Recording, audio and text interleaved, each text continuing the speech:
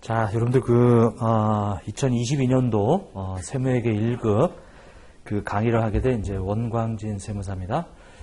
그 세무회계 1급은 뭐 아무래도 우리 세무사회에서 이제 주관하는 우리 이 세무회계 시험 중에서는 이제 가장 난이도가 높고, 그리고 출제되는 형식이 이제 주관식이에요. 주관식이다 보니까 그 세무회계 2급까지는 이제 객관식이어가지고 이제 그 어렴풋식이나 이렇게 찍을 수도 있지만은 그 주관식 같은 경우는 이제 그 다 써야 되니까 이제 그게 조금 그 대비하는데 좀 어렵죠. 이렇게. 자, 그래서 주로 이제 이 계산 문제 위주로 나오다 보니까 그 계산 그 문제에 나오는 어떤 출제 경향에 맞춰서 이렇게 공부하셔야 돼요. 왜냐면 내용이 너무 방대해서 그걸 다 하기는 쉽지 않아요, 이게. 그리고 이 이론 문제로 나오는 부분이 이제 국기법, 구세기본법 있죠? 거기하고 이제 지방세법이 이제 이론 문제가 나오는데, 사실 법이라 이게 좀 외워서 써야 되는 그런 또 어려움이 있어요. 그래서 그런 이 과목의 특성이 있으니까 그걸 좀 맞춰서 공부를 하셔야 돼요. 그리고 강조하지만 이건 이제 시험이에요. 시험이다. 그래서 그 문제에서, 왜냐면 이제 우리가 1년 동안 시험을 보게 되는데 그 시험 볼 때하고 출제할 때하고 그 사이에 또 개정될 수도 있어요, 이게. 자, 이제 그런 것들은 거의 시험에 나오기 힘들어요, 이게. 그리고 그 문제에서 가정을 하고 나오는 경우도 있어요. 그러니까 예를 들면 율이 바뀌었는데 이렇게 율을 가정을 해서 나온다, 이런 얘기죠. 그래서 그 율 바뀌고 이런 거는 그렇게 큰 의미는 없어요, 이게. 시험 문제에서 이제 율이 몇 %다 이렇게 주어지게 되면 거기에 충실하게 풀이를 해주시면 돼요. 그래서 이 율이 바뀌었는데 그거는 어떤 수업 목적상 중요치 않은 거예요, 이게.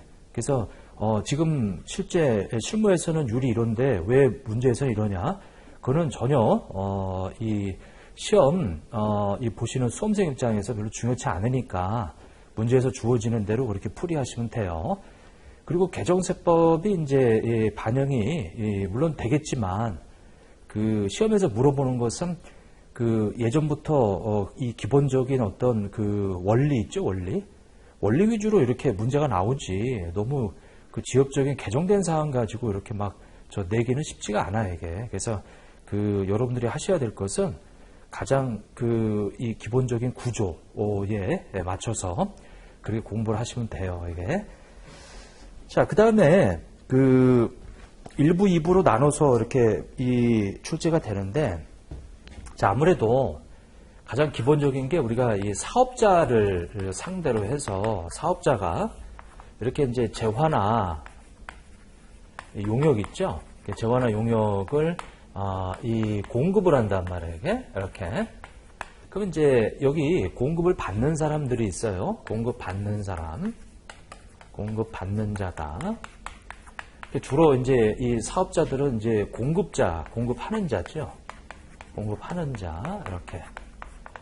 자, 그러면 공급받는 자가 이제 일종의 이제 소비가 이루어지다 보니까 이 소비에 대해서 이제 이 부과하는 것이, 그러니까 이제 소비에 대해서 과세하는 것이 이 VAT, 이제 이걸 이제 부가가치세라고 그래요. 이게. 그래서 소비자가 이제 내는 세금을 우리가 부가세라고 하는데, 이게 이제 과세권자예요.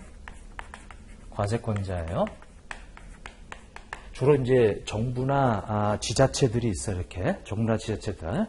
그러면 공급받는 자가 소비에 대해서 이제 이것을 우리가 소비세라고 해서 이제 부가세를 갖다 내는데, 이렇게 이 신고 납부하기가 어렵다, 이거죠. 신고 납부가 이제 어렵다. 자, 그래서 이 사업자가 이제 그 부가세를 대신 부가가치세를 이 거래할 때 이제 징수한다, 이거죠. 거래할 때 징수한다.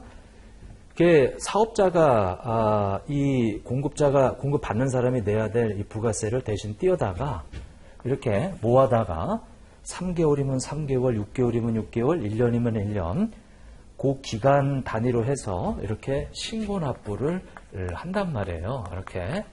그래서 이렇게 하는 것이 어렵기 때문에, 이게 어렵기 때문에 거꾸로 이제 이렇게 이제 이 징수해서 납부하는 거죠. 그리고 과세권자 입장에서는 이것이 훨씬 더 이 세금이 누락되는 걸 막을 수가 있어서 그렇게 이제 이루어져 있죠. 그러니까 지금 우리 가장 첫 번째는 이 부가가치세를 먼저 공부하셔야 돼, 이게. 자, 그 다음에 사업자들은 이렇게 재화율 공급을 하게 되면 이제 뭐가 생기냐면 소득이라고 하는 것이 이제 생겨요. 그러니까 소득에 대해서 이 내야 되는 세금을 우리가 소득세라고 그래요. 근데 이 사업자가 개인인 경우에 있고요. 그 다음에 이 소득이 생기는데 이 사업자가 법인인 경우가 있어요. 법인소득세라고 해서 흔히 이제 법인세라고 부르죠. 이건 소득세라고 부르고. 자, 그래서 일단 이것에 대해서 먼저 공부를 하고요. 그 다음에 두 번째 이걸 하고, 그 다음에 이제 세 번째 이제 이렇게 이 공부 순서는 이제 이렇게 할 거예요. 이렇게 세 가지. 자, 이것이 이제 3대 세법이라고 해서 이제 가장 중요한 거고요. 그 다음에 여기다 플러스 우리가 이제 이 국세 기본법이다라고 해서, 자, 국세 기본법. 요거 이제 일종의 이제 총칙 개념이에요. 총칙 개념. 즉 말해서 다른 세법들의 공통된 사항들을 이제 모아다가 이제 규정해 놓은 거. 이 국세 기본법이 있고요. 그 다음에 이제 지방세법이 있어요. 이렇게. 근데 이제 지방세법은 다 나오는 게 아니고 그 중에 가장 중요한 것들, 취득세, 재산세, 뭐 이런 중요한 거 위주로만 좀 말씀을 좀 드릴 거예요. 이렇게. 우리 세무회계 1급은 이런 식으로 해서 요것이 이 1부와 2부로 나눠 가지고 이제 시험에 나올 것이다. 그리고 이 주관식이에요. 주관식. 주관식이라고 하는 것이 이제 참 부담이 되지, 이게. 이렇게. 그래서 이 법인세하고, 그 다음에 이제 부가가치세죠. 부가가치세. 그 다음에 이제 소득세란 말이에요. 이렇게. 소득세. 그 다음에 국세기본법. 그 다음에 지방세법. 이렇게. 주로 이제 되어 있더라. 여기는 이제 주로 이게 60점이나 이게 40점으로 해서 이제 분포해서 나오고, 그 다음에 여기가 거의 80점으로 해서 나오고요. 거의 10점이나 이렇게 10점으로 해서 이렇게 해서 이제 나오게 돼 있어요, 이게. 자, 이제 이 가장 먼저 해야 될 이제 부가세부터 이제 내용을 좀 보도록 하자. 자, 세무회계 1급은 일단 세법을 처음 접한다. 그러면 세무회계 1급을 들으면 안 돼요. 이거는. 왜냐면 이제 세무회계 3급도 있고 세무회계 2급도 있단 말이에요. 일단은 3급이든 2급이든 하나는 들었다. 아니면 그 정도는 공부가 돼 있다라는 전제 하에 이걸 들으셔야 돼, 이게. 왜냐면 여기서 기초적인 것까지 다 할 수가 없어요, 이게. 여기 출제 경향에 맞게 주관식에 나올 수 있는 거 위주로 해서 거기에 접근해서 실전으로 주관식 문제를 풀고 이렇게 들어가야지. 거기 하나하나 다 얘기하면 이건 뭐 몇백 시간이 필요한 거예요, 이게. 그러면 수업 목적상 맞지가 않고 세무회계 1급에 맞게 이제 그렇게 할 테니까 만약에 내가 어떤 이론적인 것이 잘 모르겠다 싶으면은 별도로 좀 참조하셔야 되게 별도의 세법책을. 요거는 요약서이기 때문에 우리 세무회계 1급 책은 요약서이면서 이 온전히 주관식 풀이하는데 초점에 맞춰져 있는 교재예요. 오로지 세무회계 1급에 맞춰져 있는 교재니까 너무 디테일한 부분이라든지 이제 그런 부분들, 아마 교재에 없는 부분들은 별도로 세법책을 보셔야 되고, 그리고 요 교재는 요약서고 수험서예요. 실무서가 아니란 말이에요, 이게. 여기서 실무를 찾으면 안 되는 거예요, 이거. 왜냐면 이제 가장 기본적인 이 개념 툴, 이런 것들을 공부하는 게 여기 세무회계 1급이란 말이에요. 그래서 이제 그렇게 좀 이 염두에 두시고. 자, 이제 그러면 부가세법부터 한번 내용을 한번 살펴볼게요. 자, 부가가치세의 특징이다. 시험하고 아무 관계 없어요. 이거 원래 이제 세무회계 3급이나 거기서 해결하고 오셔야 되는 부분인데 첫 시간이니까 좀 말씀을 좀 드릴게요, 이게. 자, 부가세는 이제 말 그대로 이제 value, added, tax 이렇게. 자, 그래서 이제 VAT 있다 이렇게 돼 있죠. 그래서 이것은 더해진 가치. 자, 더해진 가치의 이제 텍스, 세금이에요. 우리나라는 일단 세율은 이렇게 두 가지, 10%와 0세율로 되어 있다. 그래서 더해진 가치에 대해서 이렇게 세금을 내는 것을 우리가 부가가치세라고 하는데, 그 첫 번째 특징이 이제 국세다라고 하는 거죠. 자, 국세라고 하는 것은 우리나라가 이렇게 만약에 이렇게 있다면, 자, 우리 이 제주도가 있고요. 여기는 이제 만약에 저 강남이 있다. 이렇게. 자, 부가세를 우리가 이 강남 세무서에 갖다 내야 되는데 제주 세무서에 갖다 내도 효력에는 아무런 영향이 없죠. 왜냐하면 국세라고 하는 것은 우리나라 전 영토에 다 영향을 미치기 때문에 관할이 달라도 어차피 국고로 다 들어간단 말이에요. 자, 그런데 이거 말고 이제 지방세가 있어요. 강남 세무서에 갖다 내야 될 지방세를 저기 이제 제주다. 그럼 이거 관할이 다르잖아, 이게. 관할이 다르면 여기는 무신고고 여기는 과다신고란 말이에요. 그래서 이제 지자체는 지방세는 지자체 재원이기 때문에 이제 그런 것을 좀 염두에 두자. 그래서 이 국세라고 하는 것은 이게 2022년도에 일단은 76.3% 이렇게. 자, 그 다음에 23.7%가 이제 이 지방세로 요것이 23.7%죠. 그 다음에 이 75점 그 다음에 되어 있는 것이 74.7% 이렇게 되어 있죠. 그 다음에 요 차이 나는 것이 이제 25.3% 이렇게 이제 되어 있더라.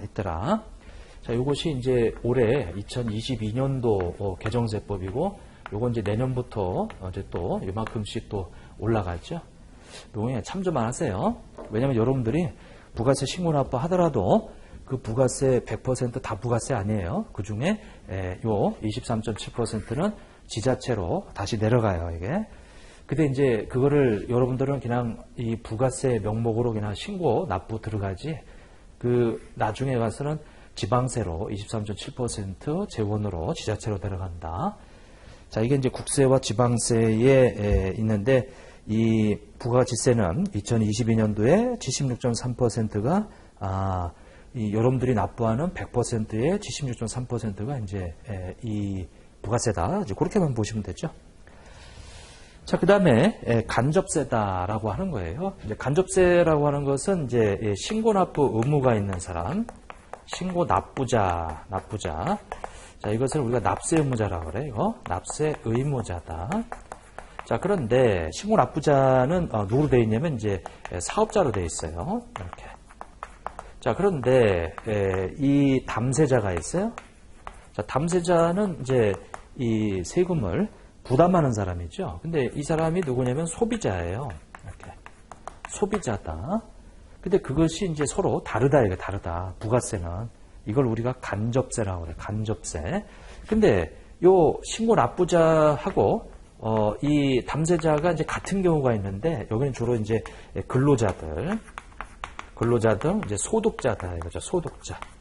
그럼 소득자가 자기의 소득세를 내게 돼 있어요. 이게 소득자가. 여기 이제 누구냐면 이제 소득자란 말이에요. 소득자. 이렇게. 근데 요것은 우리가 소득세에 가서 연말정산에서 좀 공부할 거고, 그 다음에 여기는 이제 부가세란 말이에요. 자, 그 다음에 이제 일반 소비세다. 그래서 이 면세로 열거된 거 빼고는 모든 재화 용역에 대해서 과세하게 돼 있어요. 면세로 열거된 거 빼고. 그래서 그렇게 돼 있는데, 그러면 이게 뭔 소리냐면, 자, 재화나 용역.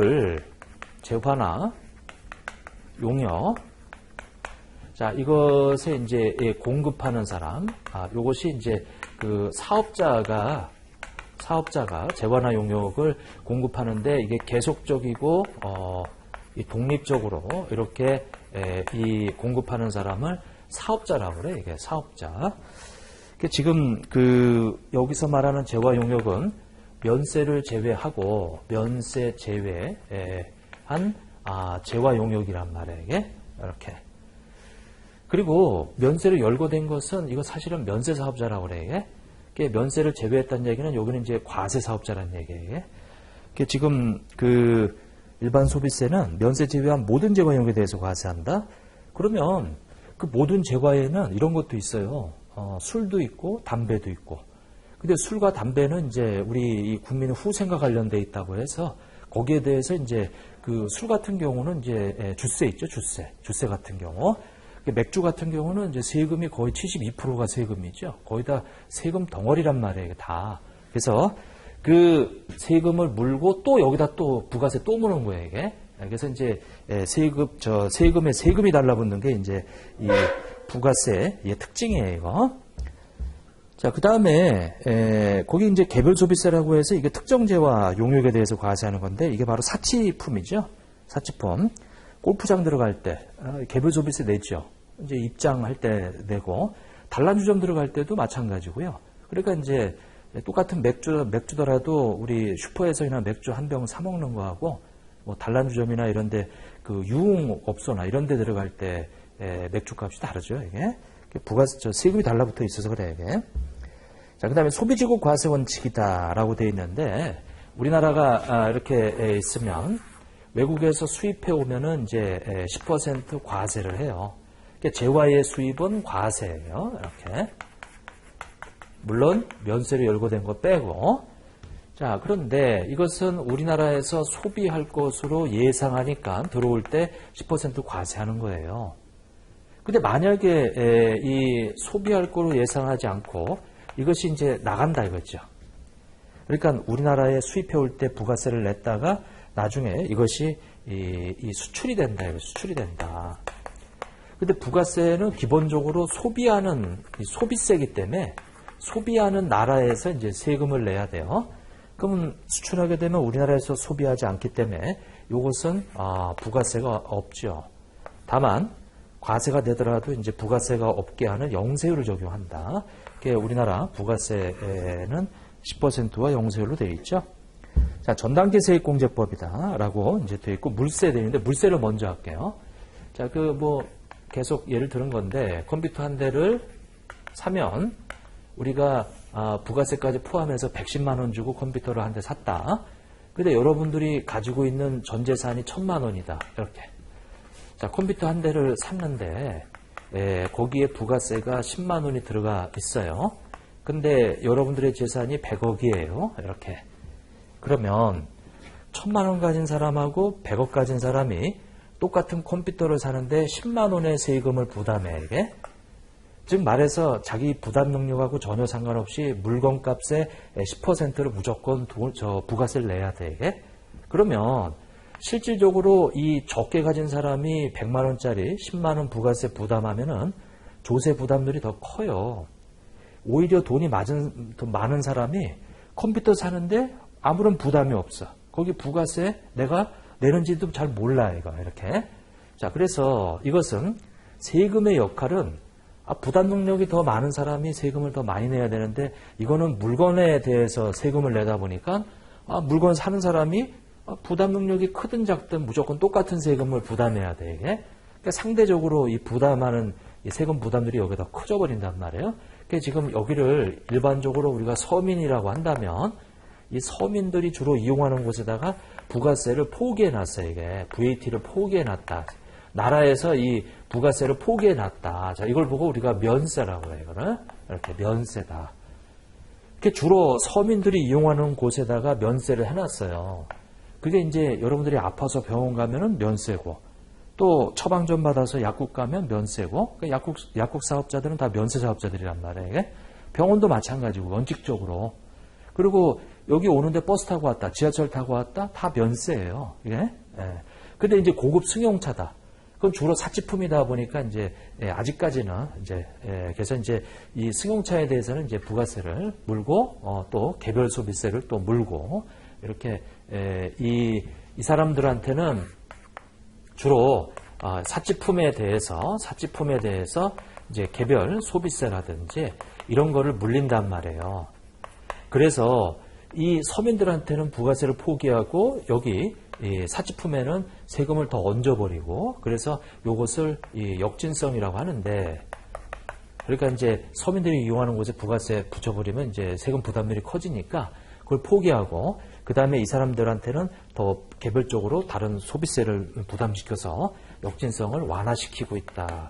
그 역진성을 완화시키고 있는 제도가 면세 제도하고 이런 개별 소비세 이런 것들이 있다. 이런 얘기죠. 오케이.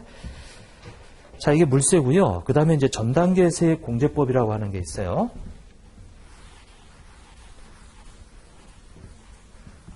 자, 이제 전단계 세액 공제법, 이거 다 아시는 내용인데, 이건 뭐, 세무회계 상급에서부터 나오는 얘기라. 자, 일단, 제조업자가 이렇게 있어요. 제조업자가 있고요. 그 다음에 이제 도매업자가 이렇게 있고, 그 다음에 이제 이렇게 소매업자가 이렇게 있고, 그 다음에 이제 소비자가 이렇게 있어요. 그럼 이렇게 단계를 거쳐서, 처음에 제조업자가 1,000원의 물건을 만들어서 도매업자한테 팔아요.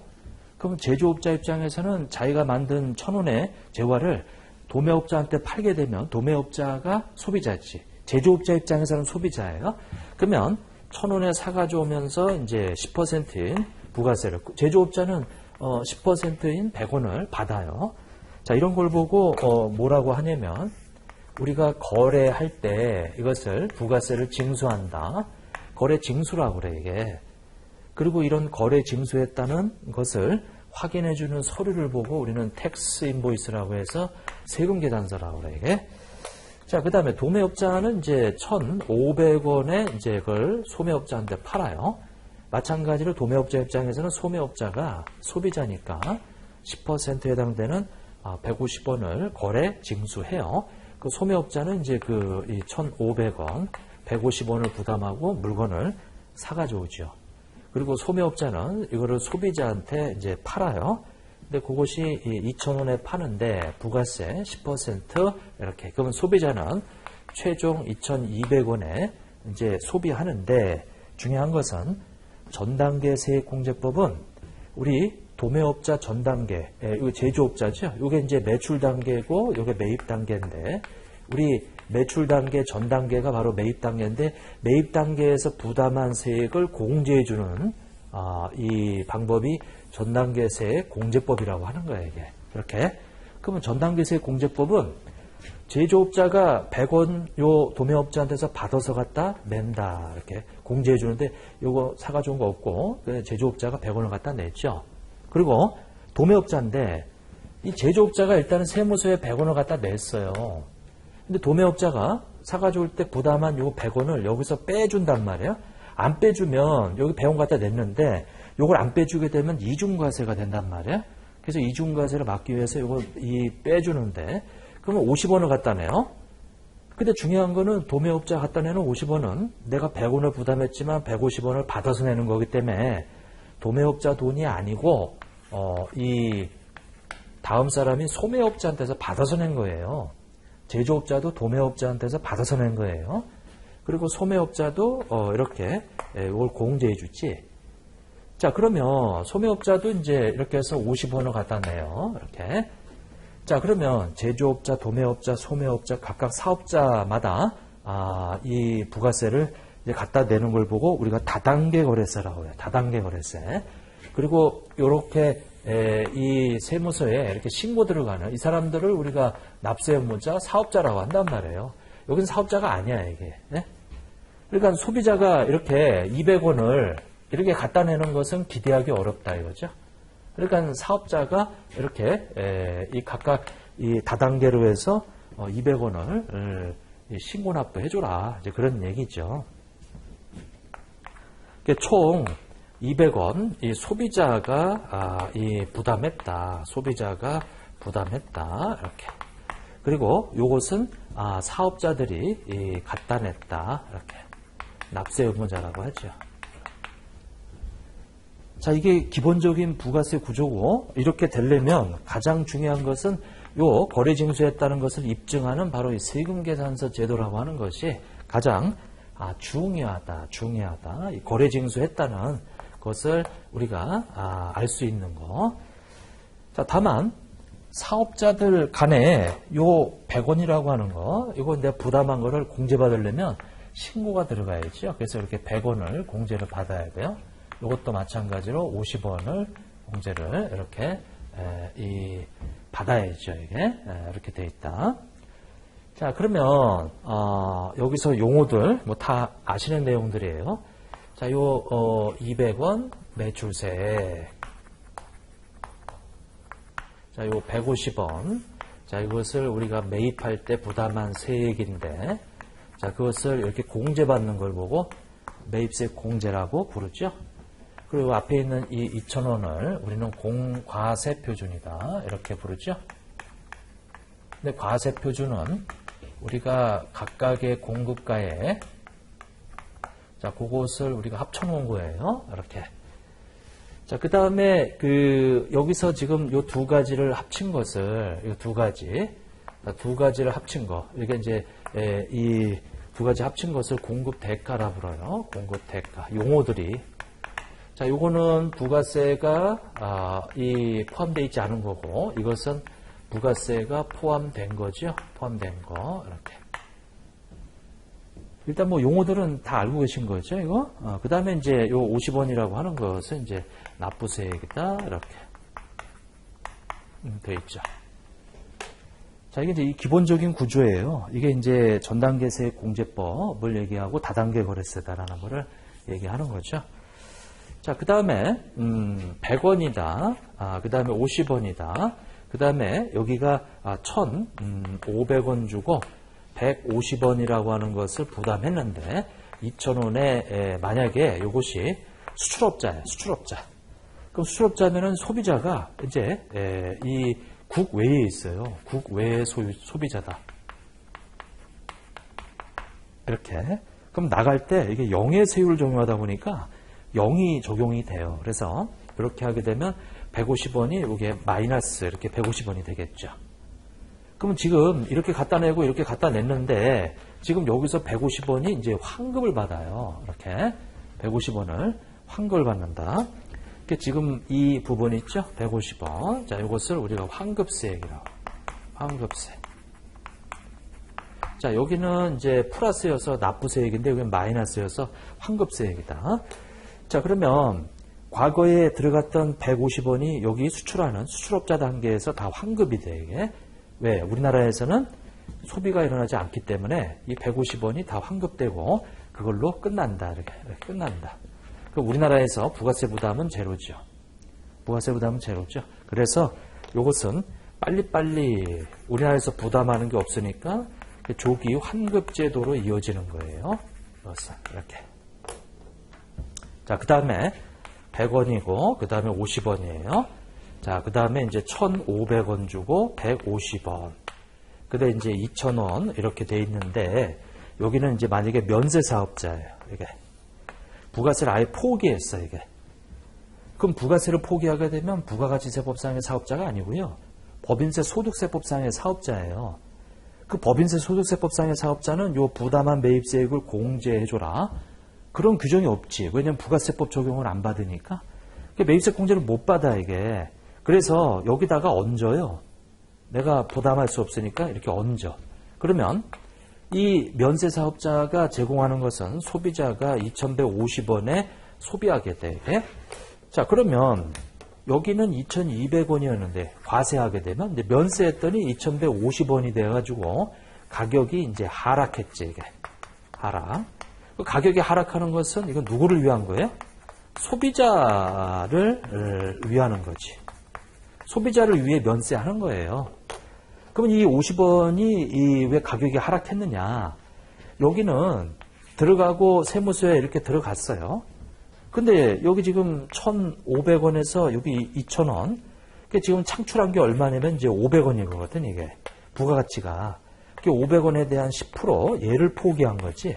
50원. 그러니까 면세 사업자가 창출하는 재화 용역에 대한 그 부가가치, 그걸 포기하는 거지 과거에 이미 창출한 것을 과세되는 것을 포기하는 게 아니다. 여기 영세율은 과거에 부가가치 창출해서 세무서에 들어갔는데 이것이 외국으로 수출하게 되면 우리나라에서 소비하는 게 없으니까 그래서 다 환급을 해주는데 여기는 우리나라에서 소비가 이루어지는데 과거에 과세됐던 것은 국고로 들어가고요. 150원은 그리고 면세사업자 단계에서 창출한 요 50원의 부가가치만, 이 부가가치세만 포기하는 거다. 그래서 이 가격이 이제 이렇게 하락했죠. 자, 일단 과세업자, 수출업자, 그 다음에 이제 면세사업자의 모습을 좀 봐주시라. 자, 이제 그렇게 됐고요. 그 다음에 이제 세금계산서 있고, 자, 넘어가시죠. 여기는 시험하고 관계없어요. 첫 시간이니까 좀 본거예요, 지금. 부가세 특징이다라고 해가지고. 그래서 다시 한번 보면 국세다, 그 다음에 간접세다, 그 다음에 일반 소비세다, 물세다, 전단계 세액공제법이다, 다단계 거래세다, 소비지국 과세원칙이다. 자, 이게 세무 2급이나 세무 3급에서는 이제 이 객관식으로 나와요. 이게 시험에. 하지만 우리 주관식에서는 부가세 문제가 40점으로 해서 나오기 때문에 이 앞부분은 안 나와요. 나오기 어려워요, 이게. 뒤에 이제 가면은 나올 게 얼마나 많은데 이게 과표 구하고 매출세액 구하고 납부세액 구하고 그 다음에 우리 겸용 사업자 같은 경우는 공통매세 안분 계산하고 나올 게 많거든요, 뒤에. 자, 이제 두 번째는 납세 업무자다. 납세 업무자. 자, 이것도 일반적으로 이제 중요한 거 위주로 납세 업무자만 볼게요. 개정된 게 있는데 신탁 관련된 게 있는데 너무 지엽적인 건 빼고 일단 일반적으로 납세 업무자는 이 우리 사업자예요. 사업자인데 이 사업자는 부가가치세법상의 사업자가 있고요. 소득세, 법인세법상의 사업자가 있어요. 이렇게 부가가치세법상의 사업자 이렇게 이제 돼 있는데 부가가치세법상의 사업자는 일반과세자라고 하는 게 있고요. 간이과세자라고 하는 게 있고요. 겸용사업자라고 하는 게 있고요. 여기는 이제 주로 면세사업자들이에요. 이렇게. 부가세를 포기해가지고 이제 부가세법 사업자가 아닌 사업자들을 말한다. 자, 그러면 일반 여기 이제 주로 이제 과세되는 거예요. 과세되는 거. 이렇게. 여기 지금 일반인데 과세되는 법인은 무조건 일반과세자예요. 그 다음에 이제 간이과세인데 요거 이제 배제, 간이과세, 배제 규정 이렇게 배제 규정 적용하거나 아니면 우리 이 8천만 원 초과 이 8천만 원 이상 되는 이제 개인 사업자 이렇게. 그리고 이제 이 간이과세자라고 되어 있죠. 근데 여기는 우리 이 4,800만 원, 그 다음에 이 8,000만 원인 개인 사업자하고 그 다음에 이 4,800만 원 미만인 개인 사업자 뭐 이렇게 있죠. 간이과세. 자, 근데 여기는 이제 겸용이라고 하는 것은 과세와 면세를 같이 하는 이 사업자를 말하는 거예요. 이렇게. 과세, 그 다음에 면세 같이 하는 사업자들 많아요. 주변에. 뭐, 버스도 그렇고, 지하철도 그렇고, 다 겸용사업자죠. 왜? 버스나 지하철은 기본적으로 면세지만, 거기에 보면은 광고가 붙어 있어요. 광고 수입은 다 과세란 말이에요. 이게. 이렇게 돼 있고, 약국에 가면은 이제 처방전, 면세죠. 근데 이제 옆에 여러분들이 영양제 사 먹고 싶으면 영양제는 이제 상품이란 말이에요. 그건 과세에게. 병원도 면세죠. 근데 병원에 가면 피부과 같은 데 가면 이제 이런 화장품 같은 것도 팔아요. 그런 거는 이제 과세란 말이에요. 이게. 이런 것도 있고. 자, 아무튼 겸용사업자 많이 있죠. 이렇게. 자, 그러면 일단 우리 이 일반과세자들은 기본적으로 이거 세금계산서를 발행해야 돼, 이게. 그리고 간이과세자 중에서 요 4,800만 원 이상 8천만 원. 요건 이제 우리가 개정되기 전에는 이 일반과세자였단 말이에요, 이게. 그 사람들이 원래 세금계산서 발행했었거든. 이렇게. 근데 4,800만 미만은 원래부터 세금계산서는 발행을 못 하고요. 이렇게. 그리고 여기 소비자 상대 업종이면은 영수증 발행할 수 있고, 여기도 영수증 발행할 수 있고요.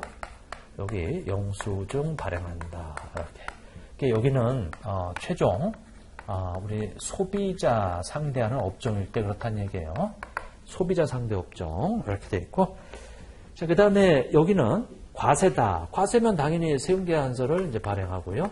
그 다음에 최종 소비자 상대하는 겸용사업자. 자, 면세는 세금 계산서가 아니고 이제 계산서예요. 계산서 이렇게. 그 다음에 이제 이렇게 돼 있고요. 이 면세는 이제 계산서다. 이렇게 돼 있죠. 자, 일단 사업자는 뭐 그렇게 봐주시고, 자, 그 다음에 거기 이 4,800만 원 이 미만인 사업자들 있죠. 거기 이 쭉 보시고, 자, 그 다음에 어디냐면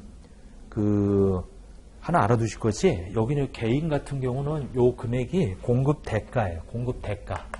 요거 그래서 이제 공급 대가가 그렇다. 공급 대가가 뭐죠? 공급가액에 뭘 더한 거? 부가세 포함한 거. 자, 그것이 4,800만 원. 근데 이것은 직전연도에 직전연도. 직전연도 이 공급대가 이 4,800만 원 또는 8,000만 원 그렇게 판단한다. 직전연도예요.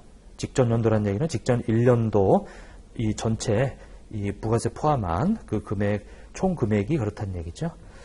자, 재화를 이제 수입하는 자다. 이제 사업자하고 재화를 이제 수입하는 자 이렇게.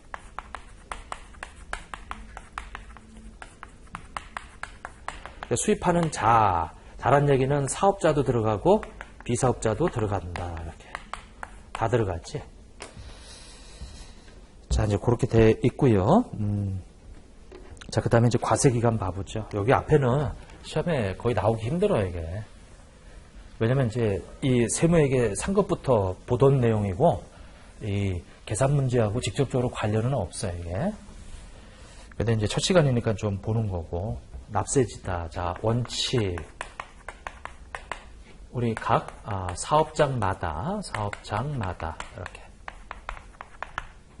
자, 납세지 과세기간이죠. 과세기간부터 먼저 보죠. 요거 납세지는 좀 이따 보고, 1기와 2기 이렇게 뭐 다 아시는 거죠. 6월 30일, 그다음에 7월 1일부터 12월 31일 이렇게 1기, 2기로 나눠진다. 자, 근데 이제 이 과세기간이라고 하는 말과 과세기간이에요. 과세기간. 그리고 신고기간이 있어요. 그래서 여기가 예정 신고기간 이렇게. 확정 이 신고기간, 예정 신고기간, 그 다음에 확정 신고기간 이렇게. 신고기간하고 과세기간은 달라요. 우리 법인 같은 경우는 이 과세기간을 1기, 2기로 나눠놨는데, 이 1기를 법인 같은 경우는 이제 이 기본적으로 이렇게 원칙이죠. 원칙적으로 이제 예정, 확정, 예정, 확정 다 하게 돼 있어요. 이게 예정, 확정 다 하게 돼 있더라. 이렇게 이제 돼 있고요. 그 다음에 이제 예외로 이게 이제 좀 이 영세한 법인 같은 경우는 우리 예정을 안 해요. 이제 이 예정 고지 될 수 있어요. 이렇게. 그리고 이제 이렇게 돼 있고요. 마찬가지고 이렇게. 자, 그 다음에 이제 개인이다. 개인. 자, 개인은 이제 이 원칙이 우리 예정 때는 무조건 안 하고요. 원칙이. 그래서 이것도 마찬가지로 예정 고지서가 날라오고 이제 이렇게 돼 있지. 이렇게 원칙이. 그리고 예외로 요건 이제 예외는 이제 주로 이제 간이과세자예요. 간이과세자는 이제 이렇게 안 하고 1년에 한 번만 해. 1년에. 그리고 여기 예정 부과를 하죠. 예정 부과를 한다. 이렇게. 예정 부과를 한다. 이렇게 요 예정 고지한다. 예정 고지한다. 여기도 영세한 법인 같은 경우는 이제 예정 고지를 하죠. 이렇게. 자, 돼 있어요. 원칙은 법인 같은 경우는 1년에 4번 다 하는 거예요. 개인은 1년에 2번 하는 거예요. 이게. 근데 이제 간이과세는 1년에 한 번 한다. 이것이 1월 1일부터 12월 31일을 얘기하는 거예요. 요것은 1월 1일부터 6월 30일을 얘기하는 거였지. 요거는 이제 기납부세액으로 빼줄 거예요. 이것도 마찬가지로 7월 1일부터 이제 우리 12월 31일을 얘기하는 거다. 자, 그렇게 좀 봐주시고, 이제 개업하는 경우는, 개업하게 되면, 만약에 2월 1일 날 개업했다 그러면, 그 2월 1일부터, 개인 같은 경우는 이제 6월 30일이 되고요. 법인 같은 경우는 2월 1일부터 우리 그 3월 31일이 되겠지, 이게. 신고기간이.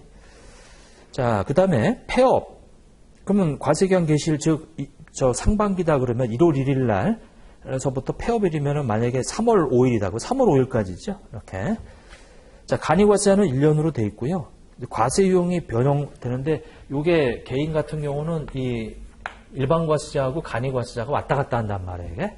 자, 그러면 일단은 8천만 원 미만일 때, 이 기본적으로 이렇게 있으면, 자, 이렇게 한번 봐볼게요.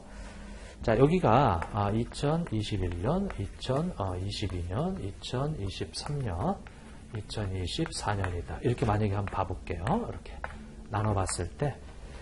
자, 처음에 우리가 간이로 이제 시작을 했어요. 그러면 이제 이게 간이죠. 간이.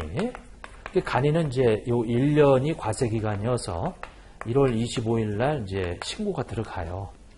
그러면 1월 25일 날 신고 들어왔을 때, 요 1년 동안에, 이 공급 대가가 만약에 1억 원이다. 그게 요때 확인이 된단 말이에요. 그러면 어쩔 수 없이 요건 벌써 25일이 지나갔으니까 이 6개월은 간이로 가고요. 다음 연도 요 7월 1일부터 이제 일반으로 바뀌는 거예요. 왜냐면 이제 8천만 원 이상이잖아요, 이게. 그래서 바뀌는 거예요. 그러면 이제 일반 과세자가 이제 요것에 대해서 일반 과세 신고를 요때 1월 25일 날 들어가게 되면, 그러면 요 1년의 공급 대가가 이제 확인이 됐지. 근데 그게 얼마냐면 이제 7천만 원이에요. 이렇게 7천만 원이다. 그러면 7천만 원인데 그게 확인되는 게 이게 1월 25일이니까 여기 이 일기는 일반으로 가는 거지. 이게 일반으로. 자, 그 다음에 이제 이게 간이로 바뀌는 거예요. 이렇게. 그래서 그 다음 연도 또 1월 25일 날 요 1년 동안의 공급 대가가 이 1억 5천이다. 이렇게 돼 있다라고 하게 되면 또 마찬가지로 이제 이 일반으로 이렇게 이제 바뀌는 거지. 즉 말해서 이 개인 사업자들은 일반과 간이를 왔다 갔다 하는데 그것이 다음 연도 항상 2기부터 이렇게 2기부터 바뀐다. 다음 연도 2기부터 바뀐다 이거죠. 2기부터 바뀐다. 근데 간이었던 사업자가 일반으로 바뀌게 되면 1월 2일부터 6월 30일까지는 간이로 신고 들어가는 거예요. 이렇게.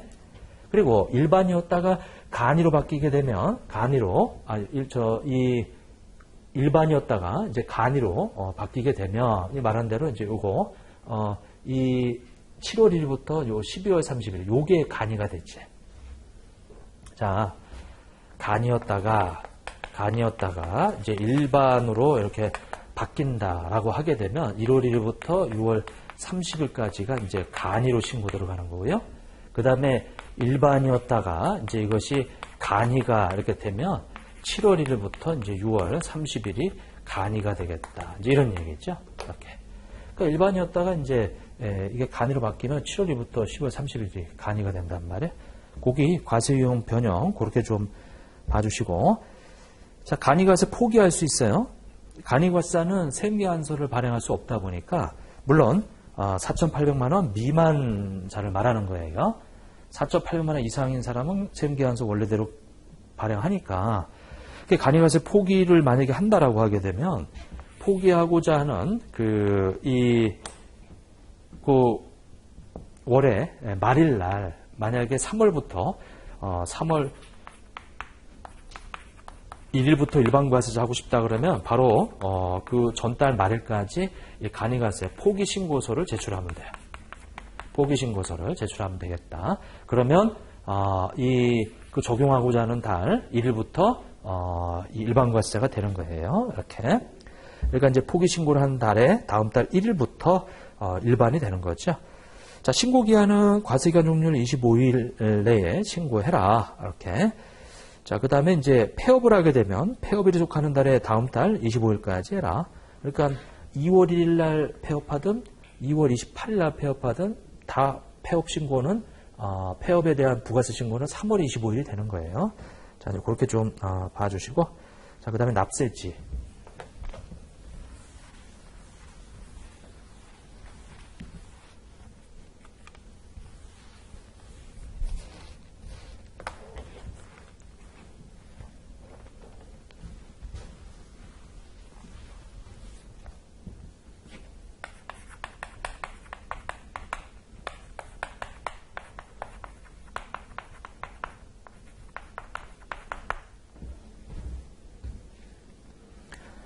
자, 그 다음에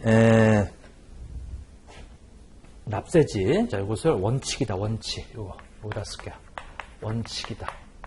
각 사업장마다 이 납부하도록 돼 있어요, 이게. 그래서 일단은 사업자 등록도 마찬가지고요. 거기 이제 규제 있으니까 그걸로 좀 봐보시죠. 그리고 부가세 신고, 이 신고도 마찬가지고. 그 다음에 이제 납부 있죠, 납부. 그 다음에 환급. 이런 것도 다 각 사업장마다 이렇게. 그 다음에 수행기한서 발급도 각 사업장마다 이렇게 다 하도록 돼 있어요. 이게 원칙이지. 근데 이제 예외로 이제 이 주사업장 총괄 납부 이렇게 총괄 납부라고 하는 게 있고요. 그 다음에 이제 사업자 단위 과세제도 이렇게 라고 하는 게 있죠. 지금 그 각 사업장마다 이렇게 주사업장 총괄 납부는 사업자 등록을 우리가 좌동이에요. 이렇게 여기도 있죠. 그 다음에 이제 또 마찬가지로 좌동이고 이렇게. 근데 이 납부환급은 이제 주사업장에서 하도록 되어 있다. 자, 세무기한서 발급은 이제 좌동이고요. 그래서 우리 주사업장 총괄 납부는 이제 요게 예외예요. 요게. 납부환급이 예외다. 이렇게. 총괄 납부를 신청하게 되면 저게 예외예요. 자, 그런데 이제 사업자 단위, 장 단위가 아니고, 그러면 이거는 다 이 주사업장에서 사업자 등록도 하고요. 부가세 신고도 주사업장에서 하고요. 납부환급도 주사업장에서 하고, 세금계산서도 주사업장에서 하는 거예요. 다 예외지. 이거는 다 예외다. 이렇게 되어 있어요. 그러니까 지금 원칙은 우리가 만약에 강남세무서, 강동세무서 이렇게 그 다음에 역삼세무서 뭐 이렇게 돼 있다라고 한다면 사업장이 여기 각각 있으면 각각 해야 돼요. 이렇게 여기 나와 있는 거 다 해야 돼. 이게 원칙이에요. 근데 이 주사업장 총괄 납부는 강남세무서에 사업자 등록되고 세무계산서 발행하고 부가세 신고하고 다 해야 돼요. 강동 마찬가지로 다 역삼 다 이렇게 역삼. 근데 이제 예외가 이 강남에다가 이제 주사업장으로 신고를 하게 되면 여기서 신고는 각각 하고 납부하고 환급만 여기 예외다. 이렇게 납부환급만 예외다. 이런 얘기죠. 그 다음에 이제 사업자 단위 과세제도는 이제 강남에 사업장이 있고 강동에 사업장이 있고 역삼에 사업장이 있는데 사업자 등록을 안 하고요. 여기서 다 이 예외다. 이렇게 여기를 주사업장으로 해서 여기에다가 사업자 등록도 하고 세무계산서 발급도 하고 신고도 하고 납부도 하고 다 한다 이거죠. 다 예외 이렇게. 자, 그리고 이 예외는 이 개시일 전 20일 전에 해야 돼요. 20일 전에 해야 된다는 얘기는 6월 10일, 그 다음에 12월 11일까지 이 주사업장 총괄납부 우리가 신청한다. 이렇게 신청한다. 그래서 승인사항은 아니고요. 신청사항이다. 이렇게. 자, 그리고 포기 신청서를 제출해야 된다. 이렇게 다 똑같죠. 그래서 그 뒤에 있는 내용들 그렇게 좀 봐주시고, 그리고 이제 직매장이라고 되어 있는데 직매장은 판매 시설을 갖춘 곳이에요. 직매장. 그래서 직매장은 사업장에 해당이 돼요. 자, 근데 하치장이 있어요. 자, 하치장과 임시 우리 사업장이 있는데, 자, 일단 여기는 사업장이 아니다. 이렇게. 우리 하치장하고 임시사업장은 사업장이 아니다. 그리고 하치장은 보관장소예요. 보관장소. 이렇게. 보관장소. 그리고 이제 임시사업장은 무슨 경기대회나 박람회 잠깐 행사 개최하고 그리고 접는 곳인데, 거기는 그 사업장이 아니다. 근데 만약에 거기서 뭔가 재화용이 공급이 됐으면 기존 사업장에서 공급한 걸로 해서 거기서 세운계약서 발행하시면 되는 거예요. 자, 그래서 일단 직매장은 사업장이다. 여기는 사업장이 아니다. 라는 거, 그것만 좀 봐주시고, 그 다음에 이제 그 밑에 보면 사업장의 종류인데, 제조업 같은 경우 최종 제품이 완성되는 곳이에요. 단지 포장만 하고 용기 충전하는 장소는 사업장이 아니에요. 그래서 예를 들면 그 화장품 이제 제조하는, 판매하는 사업장인데, 이 화장품을 만드는 사업장은 사업장이지만, 그거를 가져다가 다른 곳에서 이 용기에 충전하고 포장한단 말이에요. 그러면 거기는 사업장이 아니에요, 이게. 그래서 이제 이 포장, 용기 충전만 하는 장소는 사업장이 아니라. 자, 그 다음에 건설업이나 운수업, 부동산 매매업 같은 경우는 이제 법인은 등기부상 소재지예요. 주의하실 점은 그 건설 현장이 아니다. 그 건설업자의 등기부상 소재지고, 개인은 업무를 총괄하는 곳이고, 자, 부동산 임대업은 그 부동산 등기부상 소재지예요. 예, 이게 사업장이에요. 그게 만약에 우리나라 사업자가 외국의 부동산을 취득해서 거기서 만약에 부동산을 임대해 준다? 그러면 사업장이 그 부동산 소재지이기 때문에, 그러면 이 우리나라 영토에 있는 게 아니란 말이에요, 이 사업장이. 그래서 과세를 안 해요. 부가세 과세를 안 한다. 이렇게.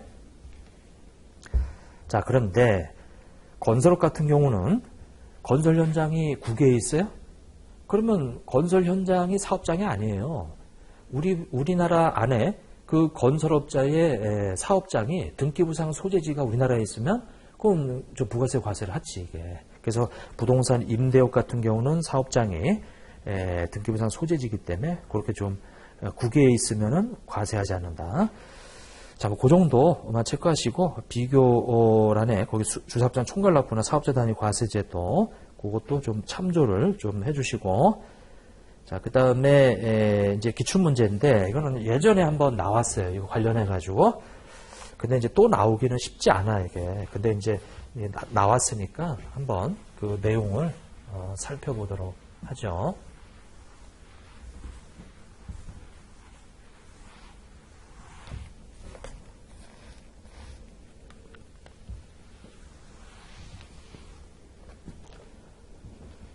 자, 가구업에 종사하는 일반 과세자 안다로는 청주에 공장을 두고, 자, 청주에 공장이 있네요.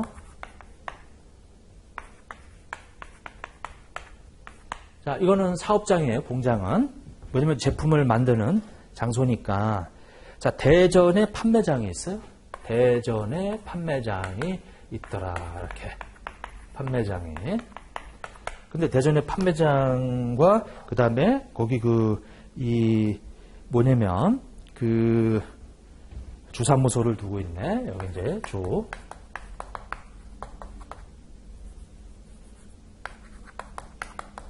만약에 문제에서 총괄납부면 이제 여기가 주사무소로 이제 신고 들어간 곳이에요. 자, 20년 1기 거래내역 토대로 강물음에 답하되 그 계산 과정을 명시하시오. 자, 첫 번째 문제 보면 사업소득 총수익 금액을 계산하시오. 이렇게 되어 있네요. 자, 청주 공장 하고 대전 이거 다 내 거지. 이게 다 내 거예요. 이렇게. 자, 다 내 거다. 그런데 원재료 5천만 원에 매입해서 여기 청주 공장에서 지금 이 원재료를 5천만 원에 사가지고 왔네요. 이렇게. 그래서 800은 청원에 설치한 하치장에 이제 이렇게 800만 원어치 원재료가 보관하고 있네. 이게. 그 다음에 원재료 3천만 원을 대전 판매장으로 반출하고 여기서 이 원재료 3천만 원 이제 반출을 했어요. 이렇게. 그리고 1,000만 원은 천안 거래처에 판매를 했네. 요거 청주가 이 천안 거래처에 이 1,000만 원어치 팔았어요. 예. 판매를 했네. 판매를 했어요. 자, 그리고 대전 판매장의 거래 내역은 다음과 같다. 완제품 재고분 1억 5천만 원 판매한 다음 날 청주공장으로부터 완제품 3천만 원을 반출 받았다. 이렇게 되어 있네요. 근데 요것이 원재료가 아니고 완제품이죠. 완제품. 그리고 여기서 이제 1억 5천만 원이 이제 판매가 일어났어요. 이렇게 판매가 일어났다. 자, 그리고 다음날 청주공장으로부터 완제품 받았고 그 다음에 가구 제조기계 2,500만 원 수선을 위해서 이 청주공장으로 반출했네요. 요거 이렇게 우리 수선기계 2,500만 원짜리 요 기계 요거 이제 수선을 위해서 이제 반출됐네. 이렇게 돼 있어요 지금 내용이. 자, 우리 첫 번째는 이 수익 금액이 얼마냐 이렇게 물어보네요. 수익 금액. 자, 사업소득 우리 총수익 금액은 얼마가 되겠느냐. 자, 여기 청주에서 팔은 것이 여기 지금 1번인데 요거 이제 팔은 거잖아요. 이것도 팔은 거죠. 요건 우리 다 그 사업자 안에서 이제 발생한 거니까 청주에서 팔은 게 1,000만 원의 이 수입이 있고 그 다음에 저 대전에서 1억 5천만 원에 결국은 이 수익 금액이라고 하는 것은 사업자가 이제 팔아가지고 얻은 소득인데 이것이 1억 6천만 원이 되겠다.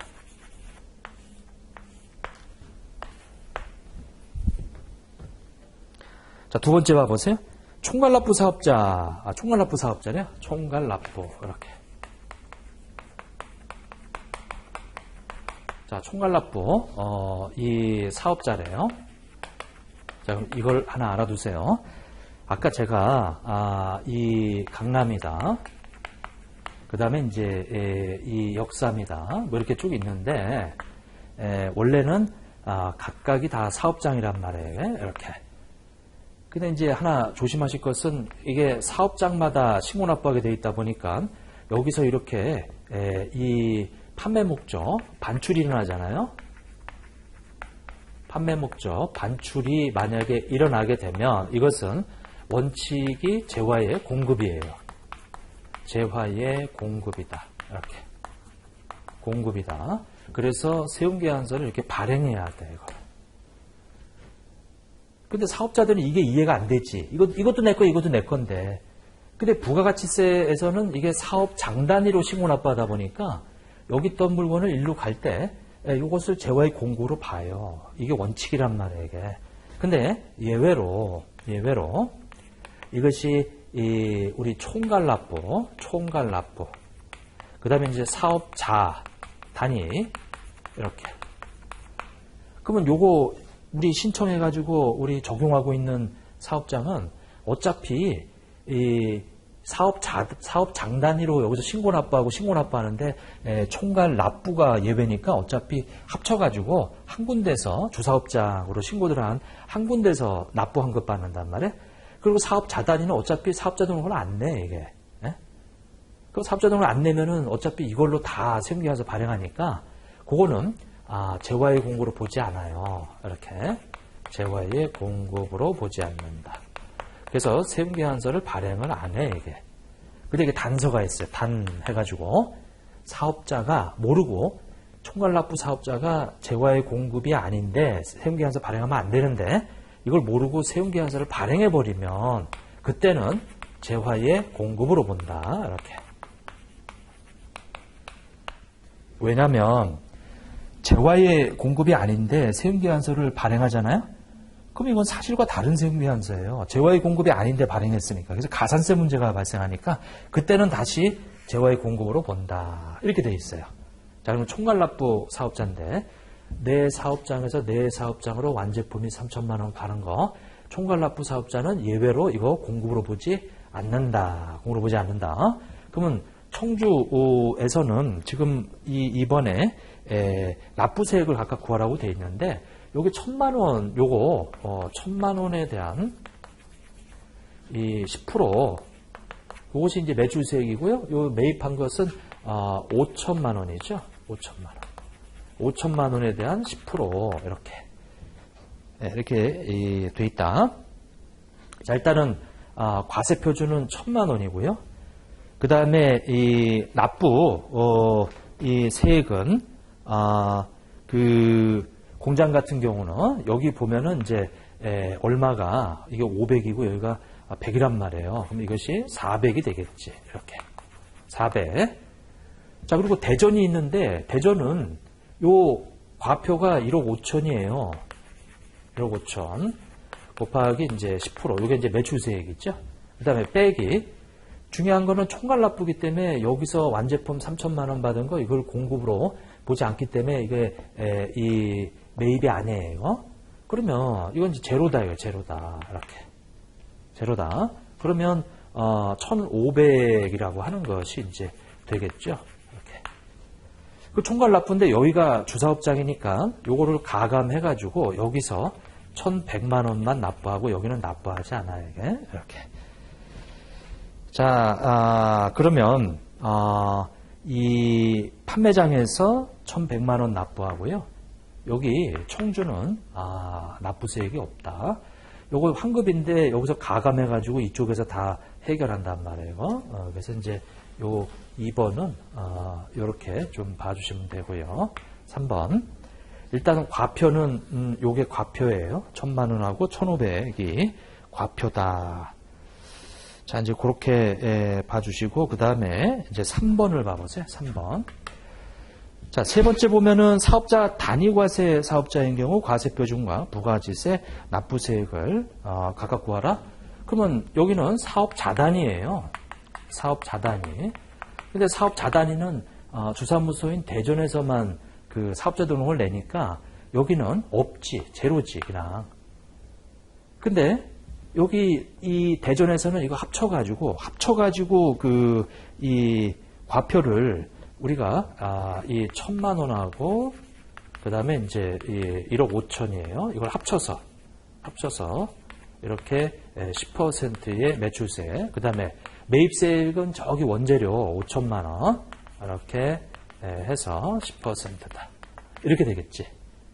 그리고 이거는 우리가 수선을 위해서 반출한 것은 대상이 아니고요. 반드시 판매 목적일 때, 이 완제품은 판매 목적으로 가는 것이 재화의 공급이라고 그랬어요. 아까 판매 목적 반출되는 거. 기계는 수선 목적이니까 이건 이렇게 가는 것은 과세되지 않아요. 그리고 이거는 사업장이 아니니까 또 과세되지 않고, 이렇게. 자, 그래서 이것이 대전에서 이 1,600에서 500을 빼게 되면은 1,100이다. 이렇게 되겠네요. 사업차 단위 과세 이 제도일 때는 공장은 과표도 안 잡히고 납부세액도 안 잡혀요. 판매장에서 다 한 군데서 합쳐서 여기 이제 따로따로 신고 들어가고 하는데 납부만 여기서 합쳐가지고 하는 거고 여기는 신고도 안 들어가 이게 여기서 합쳐서 들어가 이게 이렇게. 자, 그다음에 이제 네 번째 봐볼게요. 자, 총괄납부 사업자 또는 사업자 단위 과세 사업자가 아니래 이게. 그러면 이제 청주가 있고요. 그 다음에 이제 대전이 이렇게 있는데 요거는 좀 과표하고 좀 나눠볼게요. 과표, 과세표준. 자, 우리 이 총괄납부 사업자 단위 다 아니래요.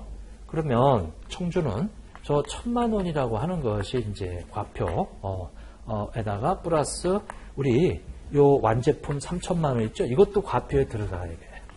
3,000만 원도 과표에 들어가더라. 그래서 합쳐가지고 4천만 원이라고 하는 것이 이제 되겠죠.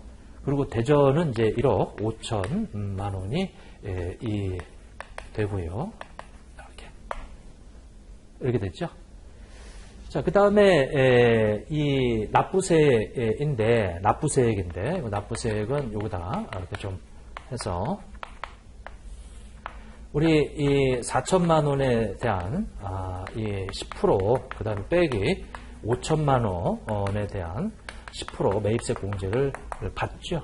그러면 이것이 100만 원 이렇게 될 것이고, 그 다음에 요게 1억 5천이 이제 과표인데 거기에 이제 10%인데 중요한 거는 이제 이 청주로부터 이 3천만 원이 재화의 공급이니까 이제 대전 입장에서는 매입이에요.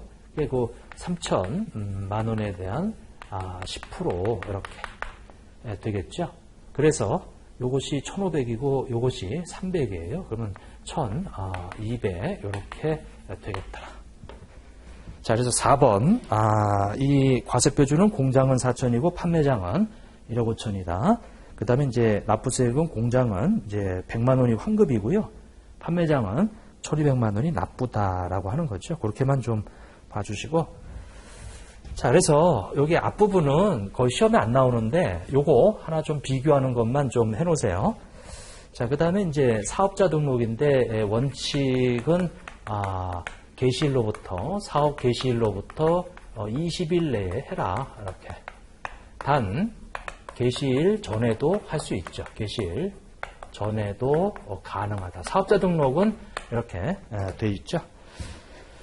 자, 그 다음에 사업자 등록증을 교부하는 것은 이제 이 신청일로부터 2일 걸리고요. 5일 연장 가능하고, 만약에 여기에는 토일, 일요일 또는 이 근로자의 날 제외되고요.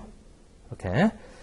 그리고 직권으로 등록할 수도 있고 거부도 할 수 있고, 그 다음에 이 관련 제재가 있는데 원칙은 사업자 등록을 만약에 20일 내에 안 내면은 원칙은 매입세 불공제예요. 근데 예외. 그 예외는 알고 계셔야 돼요. 요거는 이제 시험하고 엮어서 나올 수 있어요. 이게. 그 예외가 뭐냐면 공급 시기가 속하는 과세 기간이 끝난 후 20일 이내에 등록 신청한 경우 등록 신청일부터 그 공급 시기가 속하는 과세 기간 이 기산일까지 역산한 기간 내의 것은 공제가 되고요. 그 다음에 그 대신 가산세 물어야 돼 이거. 그러니까 만약에 이렇게 쭉 있으면 1월 1일이고요. 이게 이 6월 30일이고요. 그 다음에 2월 1일이에요. 만약 이때 개시했어요 이렇게. 그러면 이제 20일이니까 이제 2월 21일까지는 사업자 등록을 신청을 해야 돼요. 이렇게. 신청을 안 했어요, 이거. 자, 신청을 하게 되면 이거 원칙적으로 신청한 거니까 뭐 가산세 없이 정상적인 거죠. 신청을 안 했어요, 이게. 근데 안 했는데 아무리 못해도 요 7월 20일까지는, 그러니까 요 종료일로부터 요 20일 내까지는 신청을 해라. 이렇게 신청을 해라. 그러면 이 신청을 하게 되면 요 과세 기간 이 속하는 요거 다 매입세 공제해줄게. 이렇게. 거기 그 원칙을 안 해주는데 공급 시기가 속하는 과세가 끝난 후 20일 이내에 등록을 신청을 하게 되면 신청일로부터 이 공급 시기가 요 20일 날 신청했으면 신청일로부터 이 역산해서 그 공급 시기가 속하는 과세기간 개시일 이 기산일까지 과세기간 기산일까지 역산한 기간 내에 만약에 뭐 받은 거 있으면 요거 아마 주민번호로 받았을 거예요. 사업자 등록이 없으니까 그 매입세 공제 해줄게 이렇게. 다만 사업 개시했죠. 개시했으면 거기서 사업자 등록 신청일 바로 전날까지 생긴 요 공급가액 있죠. 요 공급가액. 자, 그 공급가액의 1%는 이제 이 미등록 가산세 물어야 돼요. 자, 미등록 가산세 사업 개시일로부터 등록을 신청한 날이 직전일까지 바로 전날까지 이 생긴 공급가액의 1%는 가산세를 물어라. 이게 자기가 사업자 등록을 안 내거나 타인 명의로 한 것도 당연히 물어야죠. 그리고 별도로 조세범 처벌법으로 이제 고발될 수도 있어요. 조세범 처벌법에 따라서. 세 가지. 원칙은 매입세 불공제다. 제재가. 자, 사업자 등록을 안 하게 되면은 일단은 원칙이 매입세 뭐예요? 안 해줘요. 매입세 불공제다. 이렇게. 불공제다. 그리고 가산세 물어야 된다.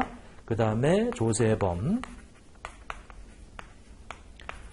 처벌, 조세범으로 처벌받을 수 있다라고 하는 거죠. 사업자는 안 내게 되면. 자, 이제 그 정도만 보시고, 뭐, 시험하고 별로 관계가 없어요. 그냥, 우리가 이런 쪽으로 좀 알고요. 다만, 요거는 알아두셔야 돼. 내가 만약에 사업 개시로부터 20일 내에 신청을 안 해가지고, 그 과세기간 종료일로부터 20일 내까지 만약에 신청을 하게 되면, 그 소급해서 과세기간 기산이에요. 우리가 이제 1월 1일부터 이제 요 과세기간인데, 그때부터 받은 주민번호로 받았겠죠, 아마도? 사업자 등록증이 없으니까, 이제 그 매입세 공제 해줄게. 다만 개시일로부터 이 신청이 바로 전날까지 발생한 이 공급가액, 즉 매출이 발생했으며 그것에 대한 1%는 이 미등록가산세를 물어라. 이렇게 돼 있다. 자, 이제 그 내용 좀 봐주시고요. 사업자 등록을 정정하는 것은 바로 당일날 해주는 거, 이름 바꾸는 거 있죠. 그리고 신고일로부터 2일이다라고 해서 나와 있는 건데 이건 참조만 좀 해주세요. 이게. 사업의 종류 바뀌거나 뭐 다만 그 4번에 보면 상속으로 사업자의 명의가 변경되는 거 이렇게 증여는 상속은 정정사항이지만 이 증여는 폐업사유예요. 그러니까 아버지가 사업을 자식한테 증여를 했다. 그럼 아버지는 폐업하는 거고 아들은 새로 사업자 등록 이제 새로 개시하는 거지. 그래서 이제 그렇게 돼 있고요. 뭐 그렇게 그냥 참조하시는 거예요. 이렇게 돼 있다. 자, 그 정도 보시고, 그 다음에 그 뒤에 거, 과세 대상 및 거래 시기가 있는데, 그거는 조금 쉬었다가 또 하도록 하겠습니다.